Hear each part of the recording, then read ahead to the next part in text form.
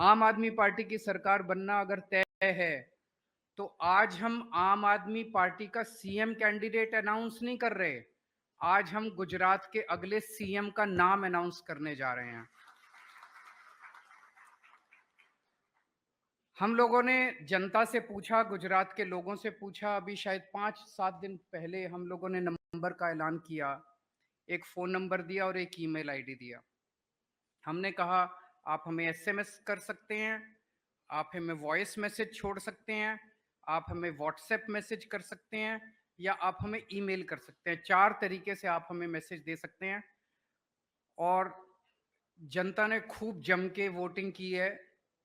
हमारे पास लगभग 16,48,500 के करीब रिस्पॉन्स आए, सारे मिला के सब तरीके से, और उनमें 73% लोगों ने ईशुदान गढ़वी जी का नाम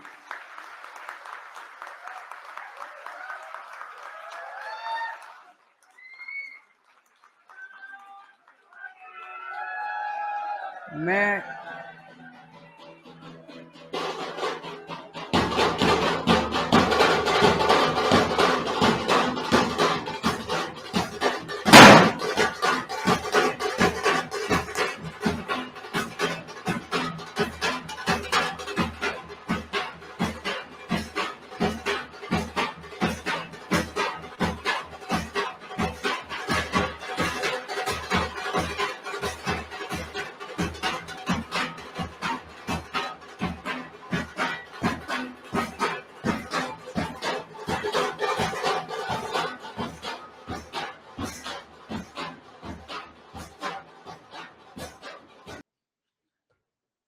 जय मां मोगल, जय द्वारकाधीश। आज जे अवसर बनी रह्यो छे ए अवसर में माताजी एने जाजू साथ आपे अने आपणी गुजरातनी प्रजा बधी साथ आपे तो मां मोगलनी कृपाथी, द्वारकाधीशनी कृपाथी अने अरविंदजी, वित्तमानजी, गोपालजी, बधा सर्वे भाईओ बहनों बधा एने आशीर्वाद आपजो। ईशुदान भाई नो काम एने सफलता होवू जोईए। भारत आपणो देश छे। जय मां मोगल। જ્યારે ઈશુદાન ગઢવીજીને આટલી મોટી તક આપી છે ગુજરાતવાસીઓએ, એ દીત હું બધાને તે દિલથી આભાર માનું છું અને માં મોગલ અને દ્વારકાધીશ એમને આ સપનું પૂરું કરવામાં માં મોગલ એને આશીર્વાદ આપે। જય મોગલ। पहला तो सौने नमस्कार। अरविंद केजरीवाल जी जेमणे आखी राजनीतिनी तासीर बदली नाखी, हूँ अने एक एक गुजराती एमने सौथी पहला नमस्कार करी छे, वंदन करीए छे। तो हाँ, देखिए जिस तरह से अरविंद केजरीवाल जी राजनीति बदलने के लिए निकले, मेरे जैसे छोटे किसान परिवार का बेटा आज अरविंद जी की राजनीति में इतनी बड़ी जिम्मेदारी का एहसास करवाते हैं, ये अपने आप में बहुत बड़ी बात है। आज तक ये रहा है कि आप कोई बड़े मिक्स मिक्स मिक्स मिक्स बोलता रहीश, हाँ मिक्स मिक्स रहશે। गुजराती में पण रहશે ने वच्चे वच्चे इंग्लिश में पण शब्द कदाच बे आवी जशे। मित्रों सवाल ई छे के जारे हूँ खेडूतो माटे अवाज उठावतो हतो, आउटसोर्सिंग कर्मचारीओ माटे अवाज उठावतो हतो, खेडूतो तो मारा दिलना प्राण छे। सैकड़ों खेडूतो एक आशानी उम्मीद लईने बैठा होय, मारा स्टूडियो आवता होय। एक नानी उम्र में ईश्वरे मने ખૂબ મોટી જવાબદારી ચેનલ હેડ બનાવીને પણ આપી હતી, પણ કંઈક ખૂટતું હતું. હું સંપૂર્ણ આધ્યાત્મિક જીવ છું, કર્મના સિદ્ધાંતમાં માનું છું. હું ખરાબ ક્યારે કોઈનું કરતો નથી. मैं ईश्वर से हर हमेशा एक ही प्रार्थना करता हूं कि मैं किसी का बुरा ना करूं, जितना हो सके मैं भला करने की कोशिश करूं.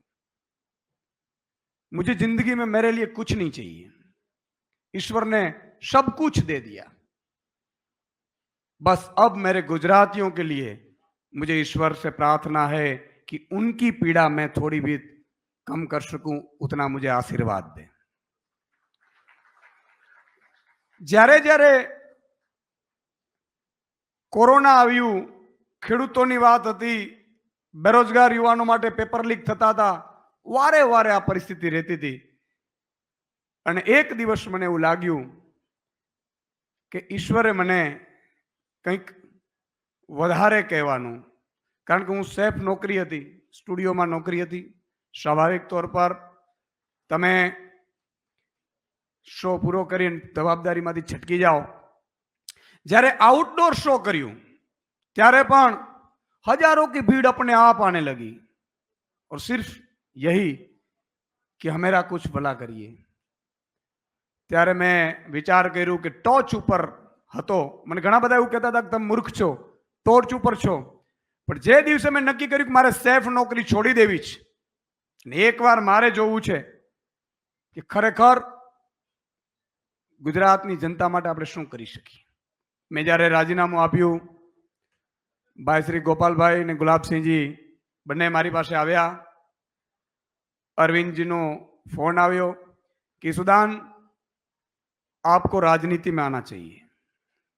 मैंने कहा कि साहब मैंने तो जिंदगी में मेरे कोई परिवार में सरपंच तक नहीं बना है, और राजनीति में क्यों? तब अरविंद जी ने कहा कि देखो, अगर आप शो चलाते हो, आप आवाज तो उठाओगे, लेकिन ये निर्भर सिस्टम आपको वो काम करके नहीं देगी जो करना चाहते हैं, इसलिए सिस्टम में जाना पड़ेगा. अरविंद जी ने कहा कि देखो, अगर मैं राजनीति में नहीं आता तो आप मुझे बताओ कि क्या दिल्ली की अच्छी स्कूलें होती? आप एक बार स्कूलें देख लीजिए, मोहल्ला क्लिनिक देख लीजिए. मैंने देखा भी, वहां जाकर देखा, और तब मैंने तय किया कि ठीक है, मैं राजनीति में आना नहीं चाहता हूं. राजनीति हर हमेशा अच्छे लोगों की मजबूरी होती है, राजनीति शौक नहीं होता है. और उस दिन अरविंद जी ने भी यही कहा कि देखो, मैं भी इनकम टैक्स कमिश्नर था इस सुदान, मैं भी अच्छी खासी जिंदगी जीता था, लेकिन वो मेरे परिवार तक सीमित होती. आज मैं दिल्ली के लिए कुछ कर सकता हूं. क्यों? महिलाएं के लिए बस सुविधा फ्री कर सकता हूं. अच्छे बच्चे पढ़ते हैं. एक ऑटो वाला बच्चा जब पढ़ के बहुत बड़ा बनता है तो मुझे कितना आशीर्वाद मिलते होंगे. तुझ जैसे लोगों को राजनीति में आना पड़ेगा. और तब मैंने तय किया कि मैं राजनीति करूंगा. राजनीति मेरा शौक नहीं, मेरी मजबूरी है. गुजरात की जनता की पीड़ा मुझसे देखी नहीं गई, इसलिए मुझे आना पड़ा. मैंने पहले भी कहा कि मैं कर्म के सिद्धांत में मानता हूं. मैं कहीं आज तक जब भी मैंने पत्रकारिता की, तब भी मैं मुद्दों की पत्रकारिता करता था. किसानों की एक कॉलम जो न्यूज नहीं छापते थे, मैंने ऐसे कितने सैकड़ों सौ किए होंगे. किसानों की आवाज बनने की कोशिश की, बेरोजगारों की आवाज बनने की कोशिश की, महिलाओं की जिस तरह से सुरक्षा व्यवस्था है उसकी आवाज बनने की कोशिश की, व्यापारियों की आवाज बनने की कोशिश की, श्रमिक मजदूरों की आवाज बनने की कोशिश की, सबसे बड़ा आउटसोर्सिंग कर्मचारियों की आवाज बनने की कोशिश की. मुझसे जितना हो पाता था मैंने किया, लेकिन एक लक्ष्मण रेखा होती है. आप वहां न्यूज चला सकते हैं, ऑर्डर नहीं कर सकते. और सिस्टम इतना सड़ा हुआ है कि सिस्टम को साफ करने के लिए, गंदगी साफ करने के लिए आपको गंदगी में उतरना पड़ता है. और तब मुझे अरविंद जी ने कहा कि देखो, गंदगी अगर साफ करनी है तो आपको कीचड़ में उतरना पड़ेगा, चाहे आपको जो भी लोग गालियां दे, मुझे भी देते हैं, लेकिन ये लोग जो गालियां देते हैं ना, वो पॉलिटिकल पार्टी वाले होते हैं। जनता कभी गालियां नहीं देती, वो तो सिर पे बिठाती है। मुझे भी दिल्ली में देख लीजिए आप। और तब मैंने तय किया कि मैं राजनीति में आऊंगा। आज मेरी माता जी यहां बैठी है। मैं सामान्य किसान परिवार में से आता हूं। मेरा छोटा सा गांव है। मैं पढ़ा लिखा, मेरे बापूजी ने मुझे बहुत पढ़ाया। मेरा बापूजी माताजी के भक्त थे। नवरात्रि के 9 दिन वो पूरे माताजी के मंदिर में बैठकर दिया जलाकर 9 दिन सालों से प्रार्थना करते थे। और उनके जाने के बाद जब उनकी डेथ हुई, तब उन्होंने कहा था, मैंने तो तब भी तय कर लिया था, मैं रिजाइन रखकर चला गया था कि मुझे मेरे पापा की सेवा करनी है। लेकिन उस दिन एक दिन उन्होंने मुझे कहा, तुझे वापस जाना, गांव से तुझे वापस अहमदाबाद जाना है। मैंने कहा कि मैं बापूजी जाऊंगा। मैंने रिजाइन रखा है, वो एक्सेप्ट नहीं किया है, मैं छुट्टी पे हूं। जब उनकी देहांत हुई, तब उन्होंने कहा कि तुझे वापस जाना है, मुझे वचन दे। मैंने उनको वचन दिया था कि मैं वापस जाऊंगा, मुद्दों की पत्रकारिता करूंगा। और आज मैं उनको मिस करता हूं, लेकिन उनका आशीर्वाद मेरे पे हर हमेश है। मां मोगल मां, कामई मां, सोनल मां और द्वारकाधीश का आशीर्वाद मेरे पे। मुझे पता नहीं दोस्तों, लेकिन कोई ऐसी अदृश्य शक्ति है जो मुझे सपोर्ट कर रही है। मैं साधारण सा लड़का हूं। मैंने कहा कि पत्रकारिता आने के बावजूद एक शो इतना चले कि लाखों लोग आपको प्यार करें, ये कभी हो नहीं सकता, लेकिन ये हुआ। लेकिन सबसे बड़ी बात मुझे अरविंद जी में ये लगी कि उन्होंने जो राजनीति करने के नहीं, बदलने के आए हैं। आज मैं और गोपाल भाई और सब जो आज योद्धा जुड़े हैं, मान साहब है, यहां सब बैठे हैं। अब देखो, सब के सब, अल्पेश भाई है, मनोज भाई है, गुलाब भाई है, युवराज है, राजू भाई है, किशोर काका है, सबके सब, जगमाल भाई, सब आम आदमी हैं। और आम आदमी को ये 32-33 साल का हमारे प्रेसिडेंट है गोपाल भाई। हिंदुस्तान में एक ऐसी पार्टी होगी गुजरात में जो 32 साल के युवा को अध्यक्ष बनाती है। मैं अरविंद केजरीवाल जी की राजनीति को सलाम करता हूं। गुजरात की जनता के लिए आया हूं, और मैं गुजरात की जनता को ईश्वर की साक्षी में एक वादा करता हूं कि मैं, जब तक मेरे इस शरीर में प्राण है, मैं आपकी सेवा करता रहूंगा। ये मेरा वादा है आपसे। मैं अपनों के लिए नहीं आया हूं, मेरे परिवार भी बैठे हैं। जब उनको भी पता नहीं था मैं राजनीति में जा रहा हूं, 2 दिन तक मैंने उनको मनाया कि देखो, मैं 39 का हो गया हूं, मेरे पास 20 साल है। 20 साल के बाद, 60 के बाद अगर एक दिन भी कोई जीता है ना, तो मैं मानता हूं कि वो बोनस है। ईश्वर बार बार मनुष्य अवतार नहीं देता है। इस धरती पर हम आए, कुछ कर कर जाना है। मैंने उन लोगों को कहा कि अगर मुझे कुछ हो जाता है तो आप क्या करोगे? उससे अच्छा है मुझे जनता के सेवा के लिए अनुमति दीजिए। मैं किसानों की, बेरोजगार युवाओं की, इनकी पीड़ा मुझे देखी नहीं जा सकती।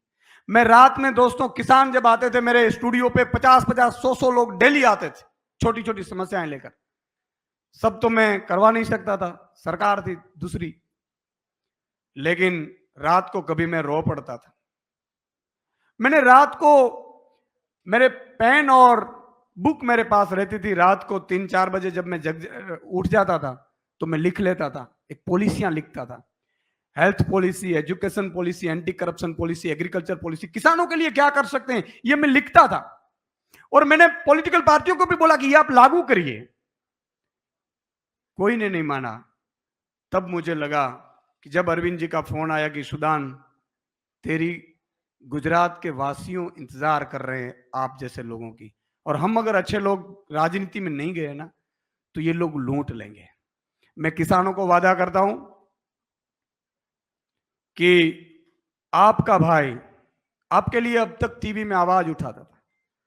अगर ईश्वर ने कहा ईश्वर ने चाहा, माताजी ने चाहा और एक किसान पूरे गुजरात के एक हो गए और आपने वोटिंग की।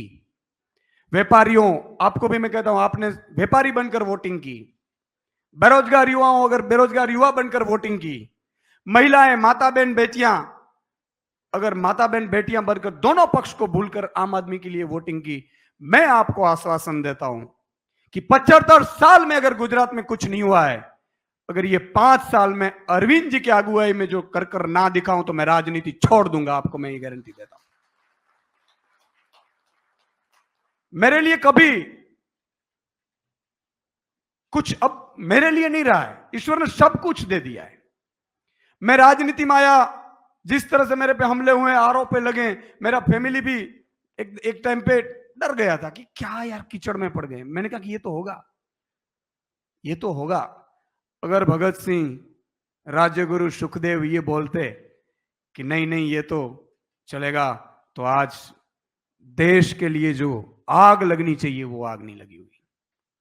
महात्मा गांधी अगर सोचते कि मैं तो साउथ अफ्रीका में अच्छा खासा कमा रहा हूं, मुझे इंडिया जाकर क्या करना है, सब गुलाम है, सालों से चलता आ रहा है, तो शायद देश आजाद तो होता लेकिन लेट होता। सरदार वल्लभ भाई पटेल अगर ये सोचते कि मुझे क्या है, तो मैं मानता हूं कि देश जिस दिन आजाद होना चाहिए था तब नहीं होता। इसलिए मैं सबका आभारी हूं, जिसने वोटिंग की उसका भी आभारी हूं। लेकिन मेरी एक प्रार्थना है, मुख्यमंत्री मैं नहीं, अगर आम आदमी की सरकार बनती है तो 6.5 करोड़ जनता मुख्यमंत्री की शपथ लेगी, ये गारंटी लेते हैं। और अरविंद जी एक ऐसे नेता है हिंदुस्तान में, काम की राजनीति से वोट मांगते हैं। भ्रमित मत होना। अरविंद जी को गालियां देते हैं, मुझे गालियां देते हैं, गोपाल भाई को देते हैं लोग, पॉलिटिकल पार्टी वाले, उससे कोई फर्क नहीं पड़ रहा है। लेकिन मैं आम जनता को एक हाथ जोड़कर विनती करता हूं, किसानों को हाथ जोड़कर विनती करता हूं, आपको बिजली नहीं मिल रही है, पानी नहीं मिल रहे हैं, भाव नहीं, दाम नहीं मिल रहे हैं, एक बार मौका दीजिएगा। अगली दिवाली अगर आपको दाम नहीं मिले ना, तो लात मारकर आम आदमी पार्टी को निकाल देना, ये मेरा वादा है आपके पास। व्यापारियों को जिस तरह से डराया जाता है, परेशान किया जाता है, छोटे उद्योगों को, मुझे पता है जीपीसीबी से नोटिस जाए, फिर पॉलिटिकल पार्टी वाले बोलते हैं नोटिस आया है, सेटिंग कर दूं क्या। मैं उद्योगपतियों को, छोटे उद्योगपतियों को गारंटी देता हूं, आपने अगर गलत नहीं किया ना, तो किसी की ताकत नहीं आपको नोटिस भेज सके, ये जिम्मेदारी हमारी रहेगी साहब। देखो व्यवस्था कैसी होनी चाहिए। आज अमेरिका, जापान, ये देश आगे क्यों है?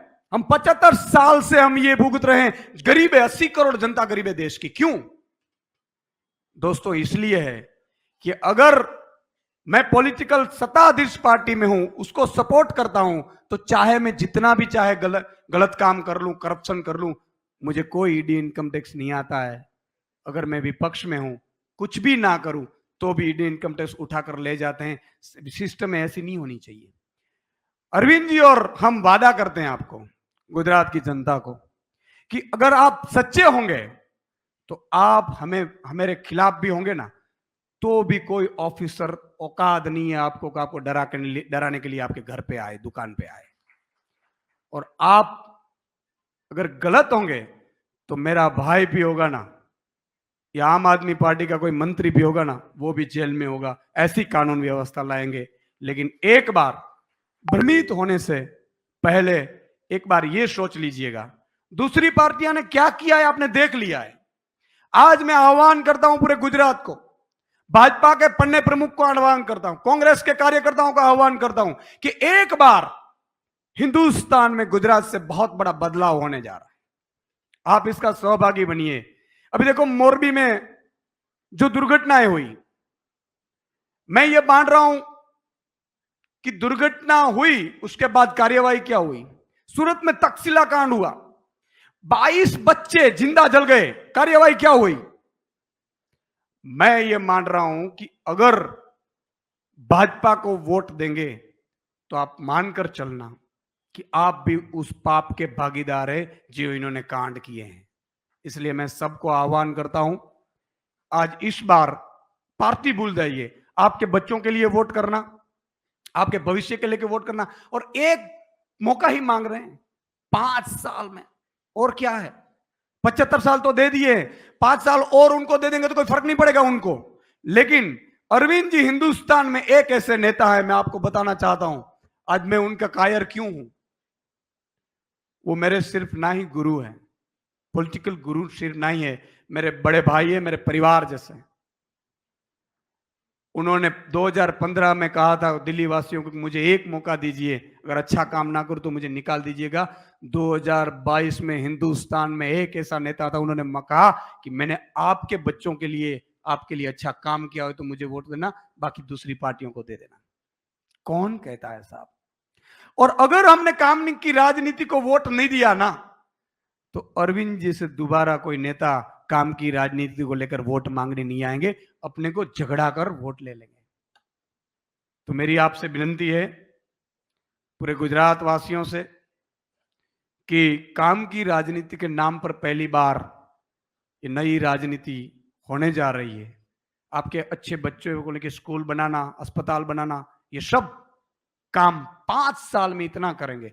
भगवत मान साहब देखिए 7 महीने के अंदर यहां वोट मांगते हैं तो काम पे वोट मांगते हैं कि मैंने 49 लाख पंजाब वासियों का अगर लाइट बिल, बिजली बिल 0 कर दिया है तो मुझे वोट देना। ये होती है काम की राजनीति, आम आदमी की, अरविंद केजरीवाल जी की राजनीति। और दूसरे पार्टी वाला आएंगे बोलेंगे मैं आपकी कास्ट का हूं इसलिए वोट दे, लेकिन एक बात आप तय कर लेना, आपकी कास्ट का होगा तो 1 मार्च से बिजली बिल देने नहीं आएगा, आपका भाई भी नहीं आएगा। एक हिंदुस्तान में एक ऐसी पार्टी, आम आदमी पार्टी, कि जो आपकी महंगाई में भी राहत दे सकती है। तो मेरी विनती है, हाथ जोड़कर मैं शुक्रिया अदा करना चाहता हूं फिर से अरविंद केजरीवाल जी का, कि आप जैसे नेताओं ने पूरे देश की राजनीति बदल दी। मेरे जैसे किसान, छोटे के गोपाल भाई जैसे छोटे परिवार में से आने वालों को आपने बहुत बड़ी तक दिए। मैं आपको यहां से विश्वास दिलाता हूं, यकीन दिलाता हूं, जब तक मेरे जीवन में प्राण है तब तक ईशुदान गढ़वी वफादारी से गुजरात की जनता के लिए काम करेगा, मैं आश्वासन देता हूं आपको। और गुजरात की जनता के लिए चाहे मुझे गोलियां खानी पड़े, मेरे पे हमले हुए, आरोप लगे, जो भी है, गोलियां खानी पड़े मैं खाऊंगा, लेकिन गुजरात की जनता के लिए हम एकजुट होकर काम करेंगे। जय हिंद, वंदे मातरम।